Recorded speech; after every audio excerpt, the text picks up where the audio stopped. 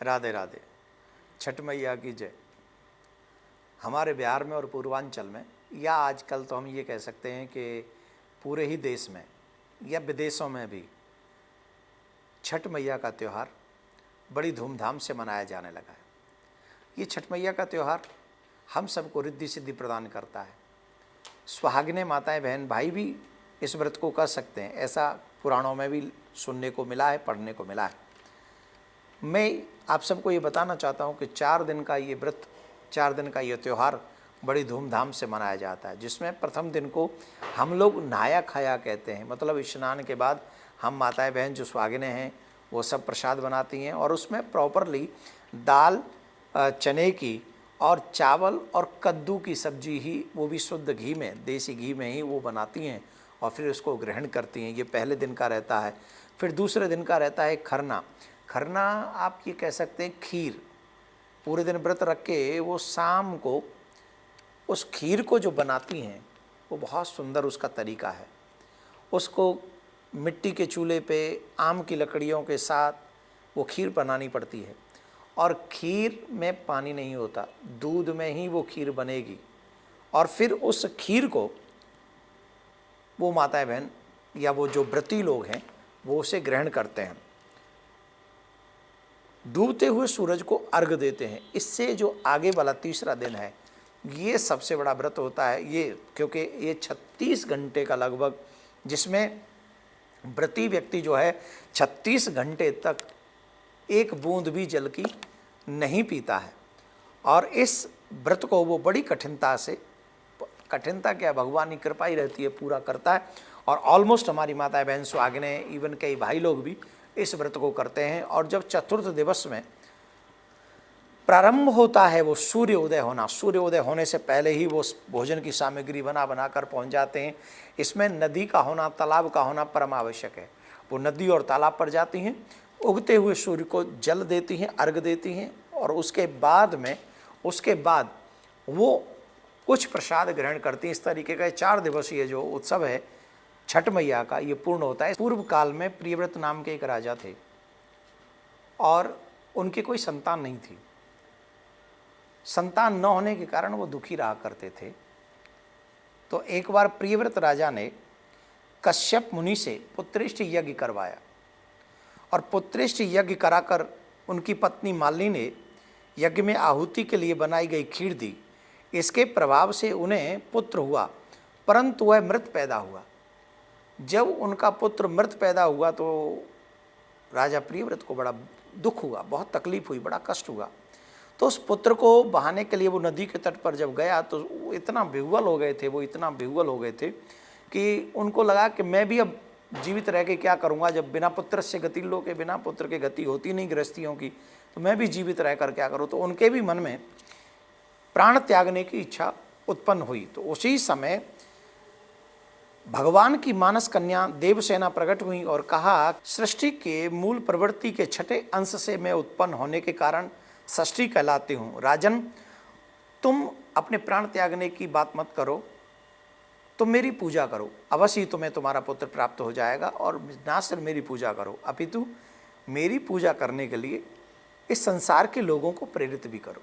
राजा ने ऐसा ही किया तो राजा को प्रसन्नता हुई। राजा ने छठी का ये व्रत प्रारंभ किया और इस छठी के व्रत का वर्णन हमारे पुराणों में कई जगह आता है। पहले इसको कर्ण ने भी किया हुआ है।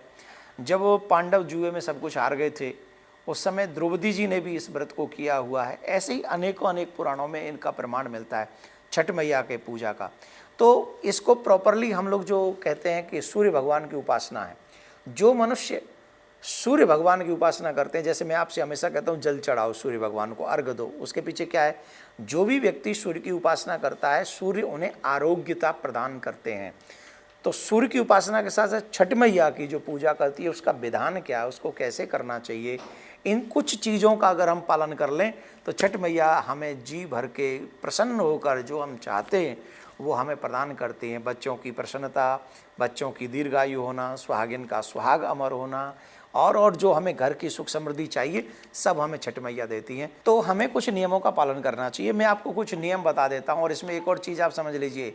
मैं आखिर में आपको बताऊँगा कि हमें सूर्य भगवान को जल चढ़ाते समय, अर्घ देते समय आपको सूर्य भगवान को 108 बार कम से कम इस मंत्र का जाप करेंगे तो ये पूजा आपके लिए और भी शुभ और मंगलमयी और फलदायक होगी। प्लीज़ इस मंत्र को बार बार सुनिए और जो व्रत करते हैं उनको अवश्य सुना दीजिए, क्योंकि हम लोग अब व्रत करते हैं, भूखे भी रहते हैं, प्यासे भी रहते हैं, लेकिन नियमों का पालन नहीं करते। इस चक्कर में हम लोग व्रत का पूरा फल नहीं ले पाते। तो आप विधान में एक एक शब्द आपको बोल रहा हूँ, वो आप बड़े ध्यान से सुन लें।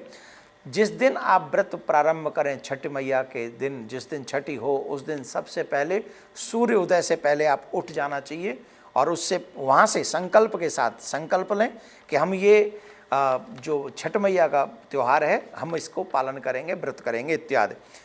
अपने आपके घर के आसपास तालाब, नदी, सरोवर होना परम आवश्यक है, वो होना ही चाहिए, जहाँ आप जाके अपने सूर्य भगवान को अर्घ दे सकें।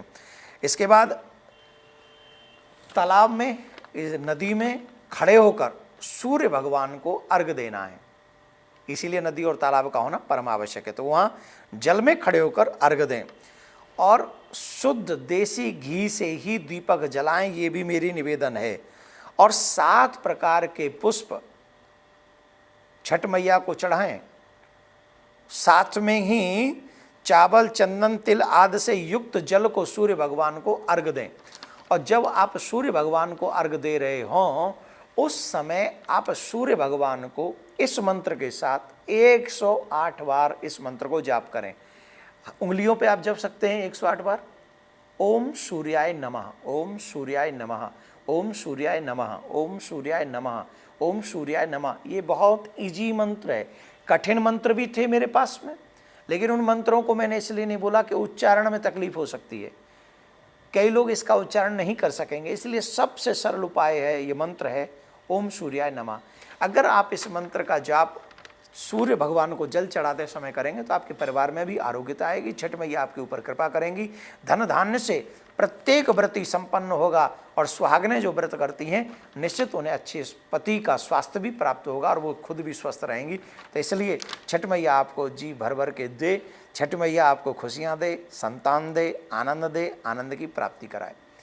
आप ये कथा सुन रहे हैं छठ मैया की, लेकिन छठ मैया का व्रत प्रारंभ हो उससे पहले पहले प्लीज़ ये वीडियो सभी उन व्रतियों के पास पहुंचा दीजिए, चाहे देश में हो चाहे विदेश में, जो छठ मैया की पूजा करते हैं। सर्वमंगल मांगल्ये शिवे सर्वार्थ साधिके शरण्ये त्र्यंबके गौरी नारायणी नमोस्तुते। माँ छठ मैया को हम नमन करते हैं। सभी देशवासियों को, सभी सनातनियों को, जो व्रती हैं, जो छठ का व्रत करेंगे या जो नहीं भी करेंगे, जो सनातनी हैं, उन सभी को छठ उत्सव की बहुत बहुत बधाई। भगवान कृपा करे, छठ मैया कृपा करे, आपके जीवन में प्रसन्नता, खुशहाली हमेशा बनी रहे, आनंद हमेशा बना रहे और आपके परिवार में सभी सुरक्षित रहें। छठ मैया की बहुत बहुत शुभकामनाएं। राधे राधे।